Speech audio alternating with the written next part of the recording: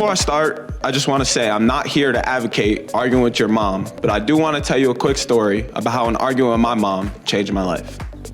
Mom, I'm not going to Alfred to go into debt. That's just what it is. Okay, but who knows? It could turn out to be the best experience of your life. A moment that I'll never forget, and a phrase that couldn't be more true. I'm from a city in upstate New York where people born in the city hardly ever make it out of the city. Like most kids, I was afraid of leaving home and thought constantly about all the negative effects that could occur with leaving that same city. I was coming off my best year of basketball, my profile was rising, coaches were beginning to talk about KJ Allison. Senior year was gonna be the first year where I had the keys. That was until COVID came around. Every school in the capital region, and I mean every school, was competing besides my high school. With no season, those same coaches no longer were worried about KJ Allison. There was one coach that stayed interested, a 24-year-old assistant coach, Adam Beam. The coach that got me here, and the coach that kept me here. To be brutally honest, I didn't want to attend Alfred University. I hate the cold. Let me repeat, I hate the cold. I can't say that I love the nearest Walmart or fast food restaurant being a 15-minute drive away, but as I reflect upon my journey through all the ups and downs, I can't be more grateful for my decision to attend Alfred University. Let me tell you why. My transition was seamless, if you take out the first month of wondering how I'm getting back to Albany.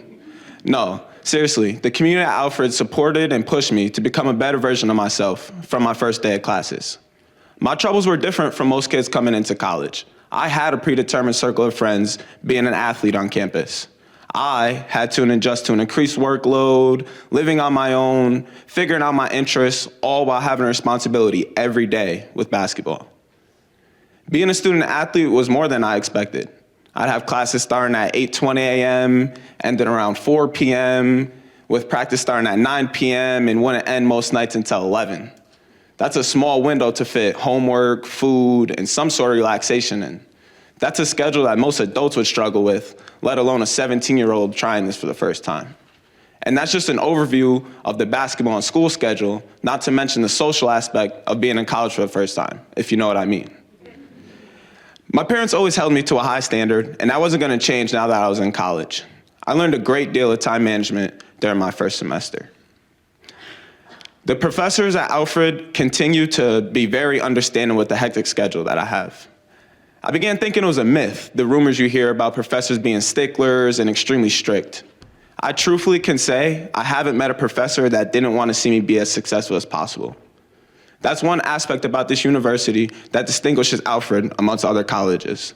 The personalization students get here allow them to form genuine connections with professors. I know there are countless professors that I'll have long-term relationships with for the rest of my adulthood.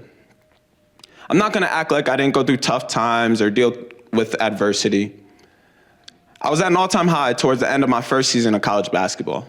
I was the favorite to win the Empire Rookie of the Year award. I didn't have lower than an A in any of my classes, and I had built a tight bond with a lot of new friends.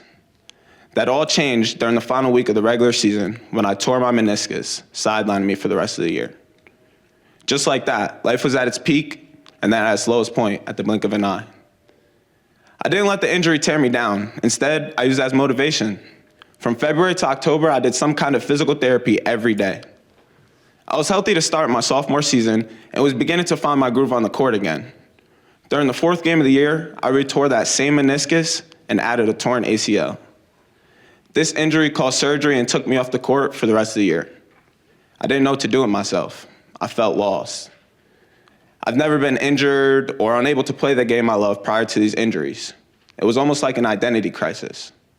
To add on to my stress, when I got back to campus for the spring semester, it was now time to transition from undecided to a declared major. And let me tell you, I had not given it much thought as I was focused on my rehab and recovery. Life was getting to me, to say the least. When I was sidelined, I had to find myself outside of being a basketball player. During my first semester, I took a course, Intro to Social Justice Studies, taught by Dr. Melissa Ryan. Dr. Ryan has remained one of my mentors, and the relationship has turned into a tight friendship. Anyway, I wanted to take the easy route and decide on an easy major just to get the process over with.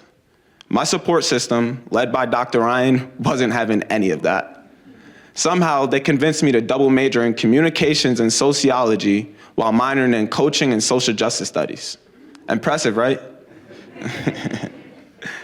No, but, so I picked those majors, and getting back on the court last year solidified my passion for basketball, and studying communications made me think about what I wanted to do in life, and I needed to find a way to combine the two. I wanted to try some experience in the sports media field, so I created a platform for myself when I created my own podcast, Not Even D2. The podcast involves my co-host and I talking with different sports figures involved or previously involved with college sports. In the beginning, we only covered Division III athletes and coaches. That has since expanded. I've gotten to talk with Division I head coaches, the founder of the WNBA, and basketball Hall of Famers.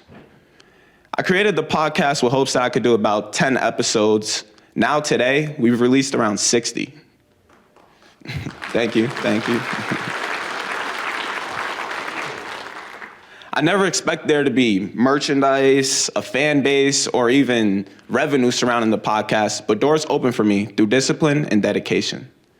Just when I thought life couldn't get any worse, life completely flipped, like it always does, back to the positive side. I can't be oblivious to the fact that there's been so many influential people and factors that have gotten me to the place I am today. Alfred is a place I will forever cherish. I've met some of the best people in the world through this small, tight-knit town.